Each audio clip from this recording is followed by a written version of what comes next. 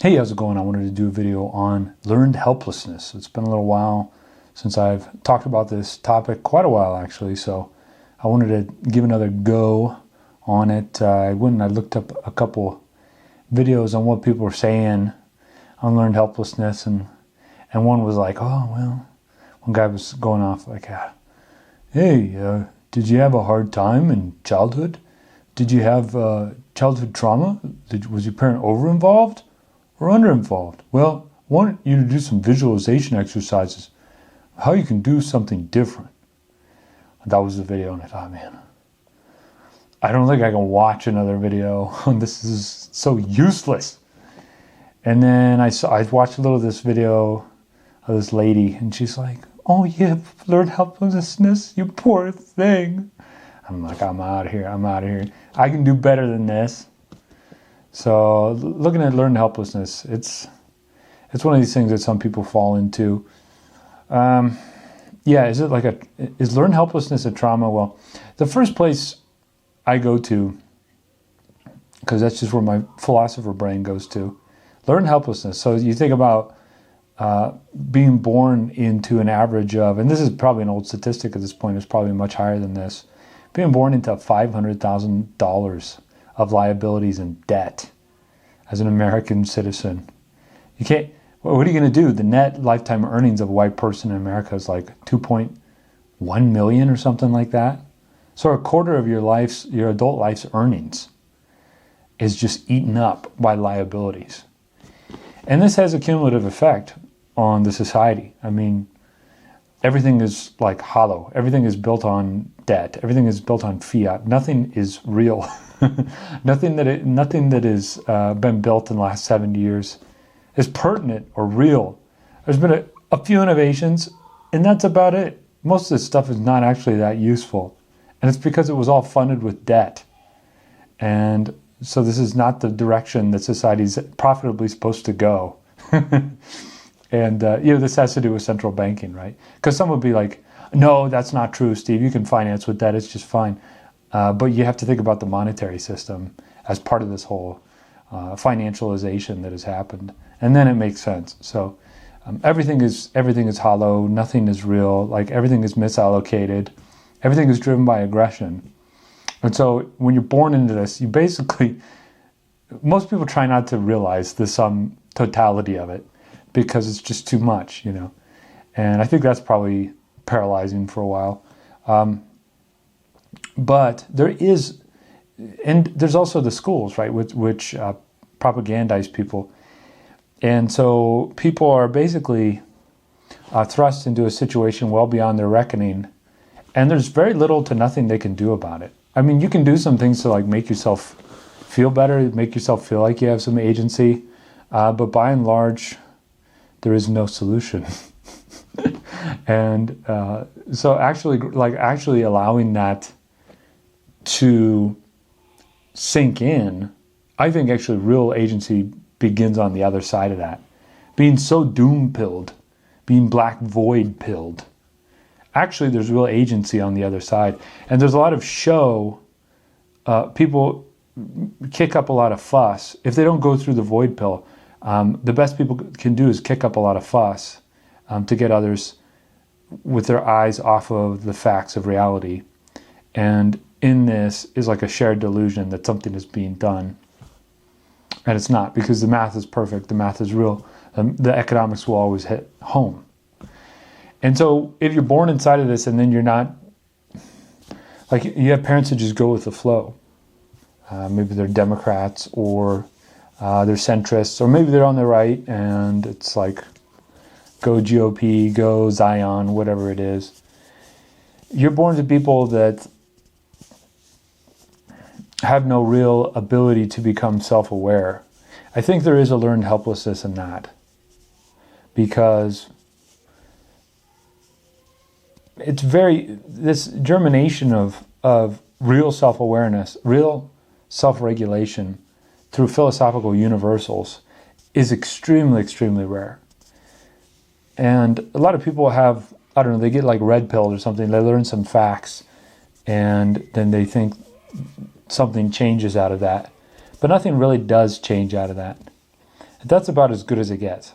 But the average person, right? The average person just born into a situation of, it's almost like serfdom.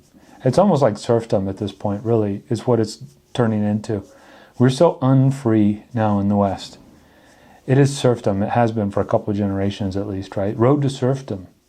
I think there's some truth to that. You basically take on your parents' approaches. They're coping for these facts. And everybody knows there's a hypocrisy, right? Everybody knows that there's some kind of hypocrisy going on. They see the hypocrisy of their authorities. And it's impossible to miss at this point. But I think people have seen it for a while. And so if someone is dimly aware of some kind of hypocrisy, then, it's their choice what they do with that. And some people really agitate against that. And then some people give themselves the illusion that they're actually doing something about that. They don't go through the void pill quite yet. But most people are born to people who are somewhat aware of hypocrisy and just shut that out in their minds. And they want to get along, they want to go along. They want to go with the flow, they're dead fish. And when you're born to people like that, you learn their copes. You learn the justifications they have for this arrangement. I think this is huge, by the way. Nobody's saying this on YouTube. I don't think even old Molyneux has said this, which is, but maybe he has, You learn their justifications for living in this kind of arrangement. And this is where the real helplessness begins. Because, and just speaking in normal terms, most people are very class bound. They're pretty well status conscious, and they are either they're coming from a domination perspective or they're coming from a submission perspective. They're either predators or prey in the fiat system, and they have their own ways of just dealing with the fact that there are more dominant, aggressive, moneyed, powerful people above them. And so there's a real stratification, right? There's just different levels of dealing with the facts of this dominance hierarchy. And people toward the top enforce they enforce their distance from the people below them, either by just not at the very highest levels, by just never even interacting. But then below that, it's usually through cruelty. I mean, there's a cruelty at the very highest level, obviously, because there's just no way that's just how they operate. I mean, it's a sick arrangement. There's cruelty endemic to it. But in the lower class, above the highest strata, there's still a lot of cruelty, and these people express it idly and casually, often through their propaganda arm, which would be like the publications and the institutions, usually over on the East Coast of the U.S., that are sort of the tastemakers for the educated and moneyed elite. And that's where you see the most sort of casual cruelty. But then even you go further down, and there's all this like ho-hum, well, I guess that's the way it is, or we're just going to vote our way out of this, or I just put your head down and do what I did and you'll be all right. What other sort of justifications do people have? Well, we got ourselves into this mess, and I guess we're just going to have to figure it out. You can hear that one every once in a while. Well, they are like the chosen people. They're like the most important people, and so we need to support them, and that's what our doctrine says. Or what else do we have? Like, don't you want to be like your family member? Don't you want to be like them? They're the ideal standard. Don't you want to be a success, right? And then it's like success within whatever class terms. Or we need to eat, it gets in there, you get down in there and it's like, we need to eat. That Biden put food on the table for our family. And so we got to respect him. There's still some of that going. Was we going to get food stamps? We get into that. So these justifications are basically when people are young and they're innocent and they come into contact with this crap, these justifications, they usually adhere to them. And then there's a lack of agency that they exercise after that. They still have agency. I mean, everybody's a moral agent past, I don't know, the age of like 18, 16 for some. Everybody is a moral agent, so they are ultimately responsible, which paints a pretty spooky picture, because then you're just looking around and seeing everybody's justifications they live with. Just try it, right? Just go to the park or something, just like look at people and then see the justification that they entertain, or that dogs them or that haunts them, in order for them to stay in a situation of submission, in a situation of dissociation, right? There is a kind of helplessness in dissociation. There's a message in dissociation of like, well, you can't tolerate it. You can't tolerate knowing, or you can't tolerate continuing. And so give it up. Give up your connection to yourself. Give up your search, or give up your whatever. And people that don't listen to that, people that are strong against that in themselves, they get out of the helplessness. And oftentimes it takes seeing somebody else's example to inspire that in you. So this whole thing of like, oh, was your parents' parenting style too dominant? Oof, or were they too disengaged? Oh, that's trauma. You're helpless now. Visualize how you can do things differently. That whole thing is like, it just, it doesn't look at the gun in the room, right? There's just a huge gun pointed in every white man's face, right? Primarily right in their face. And yeah, so taking pointers from psychology or something, I think is like, it's mildly useful at this point, but it's not maybe what it was 15, 20 years ago. The game has changed. So you want to see the gun, right? And then what do you do when there's a gun? And that's a heavy knowledge, because there is a gun. There is a gun in the room. Not right now, over here right now. Well, you don't know. But what are you going to do with that knowledge? And most people just conform. And most people are rather disturbed, because they've just let in so much abuse, because their filters are so low, because and abuse, manipulation, sophistry, right? Let's maybe use a more philosophical term, sophistry. They've let so much sophistry and justifications in, their minds are all scrambled. And so that's a kind of helplessness. And it's something someone does to themselves, because every person, I think, when they're young, unless they've been like ritualistically abused and had their personalities broken and stuff like this, every person has their rebellion, and it's like the soul's last chance. It's one last gasp at breaking out of the justifications a person was inculcated in coming up. That's what I think about with helplessness.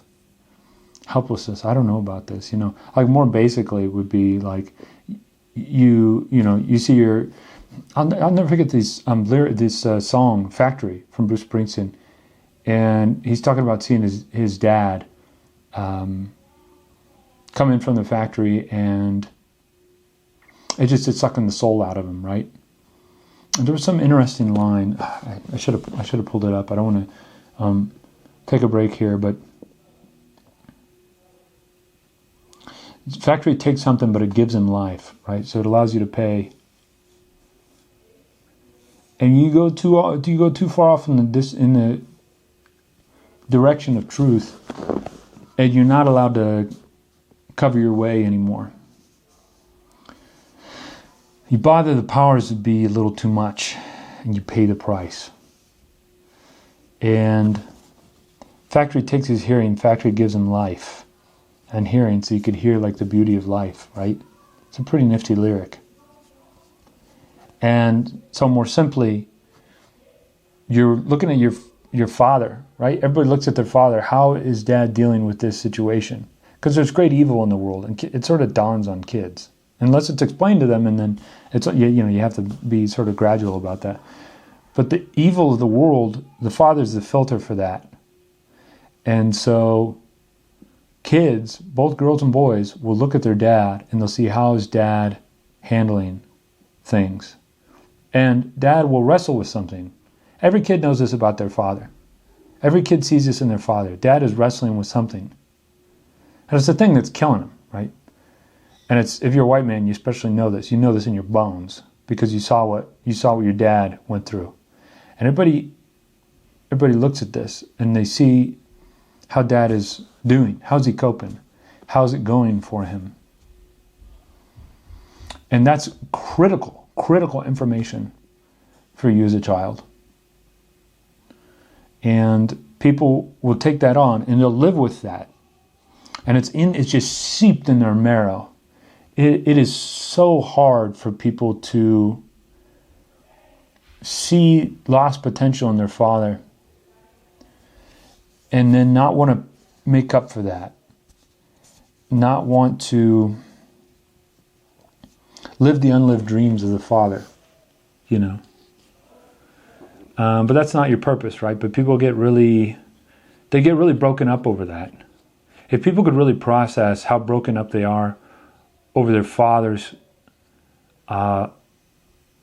being strung out on the rack, basically, and having to contend with all this violence and madness. If people could process that, then they would make their own choice. That's something else I think about with helplessness. So, hey, I think that runs a lot deeper than any other video out there on YouTube for Learn Helplessness. I don't know, it's the only thing that I have to say, because you could have like a domineering father and then he could paralyze you with fear, and then you would need to think back on, and you would need to re-experience the feelings of terror. Because horror is secondary, right? Horror, you're watching something at a distance, but terror is something that immediately involved you. So you'd have to, in a sense, in a contained sense, maybe in your journaling, your self-reflection, going on a walk or with a good therapist, you would need to recall the terror, and then you would need to console yourself with that, and then that would pop you out of some helplessness. But this, I think, is one that affects us all, right? I just went philosophical on this one. I didn't go so psychological. I had a little psychology there at the end, but it's important. It's important to look at things in these terms. Every man contends with violence, you know. Every father contends with this because he has to earn, he has to provide. And we learn, we get a great threat assessment from our fathers who are filtered to the outside world. They protect us. They're the walls of the castle. So I think I'll leave it there for now. That's Learn Helplessness. I'm sure I have other perspectives on it. That's just what I came up with. Tonight, as I was sitting in the sauna, just before this, now I'm under the red light. It's a nice life. I appreciate you being with me. You can always check out my stuff. I left some links down below. You want to get more connected with me, you want to get more connected with what I'm doing, I would appreciate anything that you do in that direction. Leaving a comment, leaving a thumbs up, send a little payola my way. I always appreciate it. The Christmas season is coming up, so a little jangle in my pocket is always appreciated for some gifts and some cheer. So anyway, I'll see you soon.